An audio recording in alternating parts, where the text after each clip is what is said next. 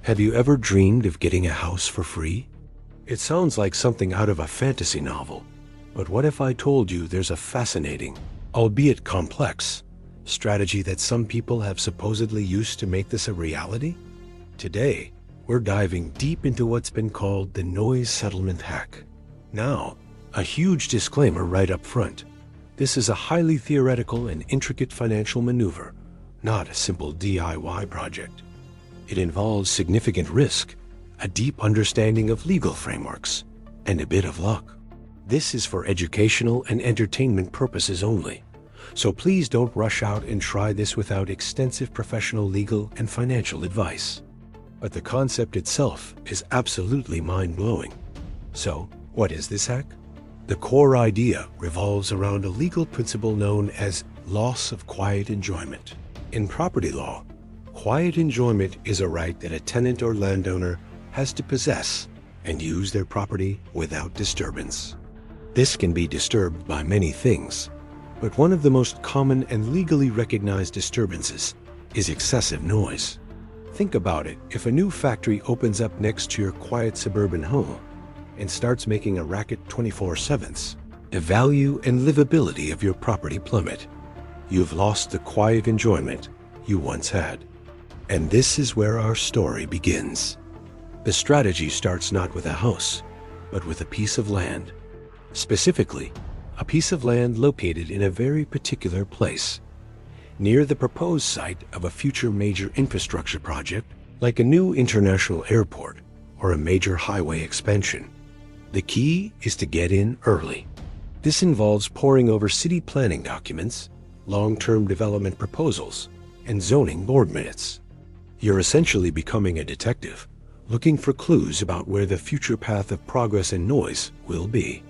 You need to find a location that is currently quiet and zoned for residential use, but is slated to be right next to a future source of significant constant noise. Once you've identified this unicorn piece of land, the next step is to buy it. This is the first major investment and the first major risk. You're betting on the future, hoping that the planned airport or highway actually gets built. Projects of this scale can face delays for years, or even get canceled entirely due to funding issues, political opposition, or environmental concerns. If the project falls through, you're left holding a piece of land that might not appreciate in value as you'd hoped. But if the project moves forward, you're in a prime position.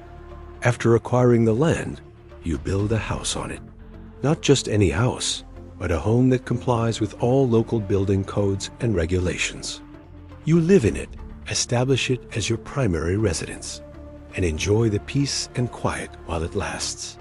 You're documenting your life there, creating a baseline of what quiet enjoyment looks like for this specific property. You become a part of the community. You pay your property taxes, and for all intents and purposes, you are just a regular homeowner. Then, the construction begins. The bulldozers arrive, the sound of machinery fills the air, and eventually, the airport opens. The first planes start taking off and landing. What was once a tranquil area is now under a constant flight path. The noise is persistent, disruptive, and fundamentally changes the character of the neighborhood. Your quiet enjoyment is officially gone. This is the moment the entire strategy hinges upon. With the noise now a permanent fixture, you initiate legal action. You would hire a specialized law firm, likely one with experience in property law, environmental law, or eminent domain cases. The basis of your lawsuit is out against the airport as right to exist that has already been established through zoning and planning. Instead, you sue for damages based on the loss of quiet enjoyment. You argue that when you purchased the land and built your home, you had a reasonable expectation of peace and quiet, and the airport's operations have now infringed upon that right, severely diminishing your property's value and your quality of life.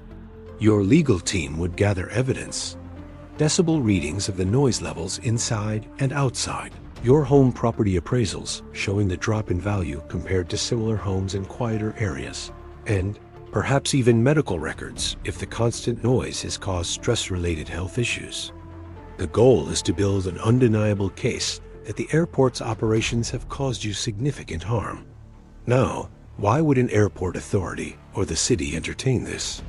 Because large entities like airport authorities often want to avoid long, drawn-out, and expensive court battles. They also want to avoid setting a legal precedent that could open the floodgates for hundreds or thousands of similar lawsuits from other nearby residents. It's often more financially prudent for them to settle out of court. They have budgets for these kinds of legal challenges in community mitigation programs. This is where the hack part comes into play. The settlement you're aiming for isn't just a few $1,000s for noise-canceling windows. You're seeking a settlement that compensates you for the total loss of your property as value and the disruption to your life. In an ideal scenario, the settlement amount would be equivalent to, or even exceed, the market value of your house before the airport was built. Essentially, the airport authority buys your silence and resolves your legal claim by giving you a sum of money that could be equal to the entire value of your home. So, you receive this substantial settlement. You've effectively been paid the value of your house. What happens next? You still own the house. This is the brilliant part. You are now free to sell the property. But who would want to buy a house with constant airport noise? Well, think about who works at an airport. Pilots, flight attendants, air traffic controllers, mechanics, and ground crew. For many of them, living close to work is a huge convenience, especially with their often irregular schedules.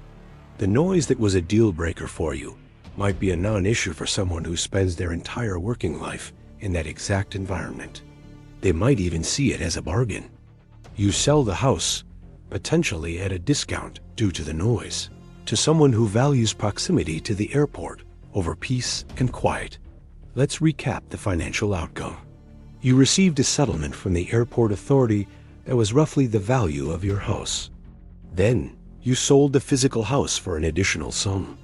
When you add the settlement money and the proceeds from the sale, you've likely come out far ahead of your initial investment in the land and construction. In a perfect execution of this strategy, the settlement alone covers your costs, making the sale of the house pure profit. That's how, in theory, you could end up with a free house and then some. Again, this is a high-stakes financial and legal game of chess. It requires foresight, patience, significant capital, and an ironclad legal strategy. The risks are enormous. The airport might not get built. The laws could change. A judge might rule against you. The settlement might be far less than you hoped for. But as a thought experiment in leveraging legal systems and market dynamics, it's absolutely fascinating. It shows how value is subjective and how one person's unbearable noise is another person's convenient commute. What do you think? Is this a genius financial maneuver or an unethical exploitation of the system? Let me know your thoughts in the comments below. It's a wild concept to think about. Thanks for watching, and if you enjoy exploring these kinds of intricate ideas, make sure to subscribe for more. See you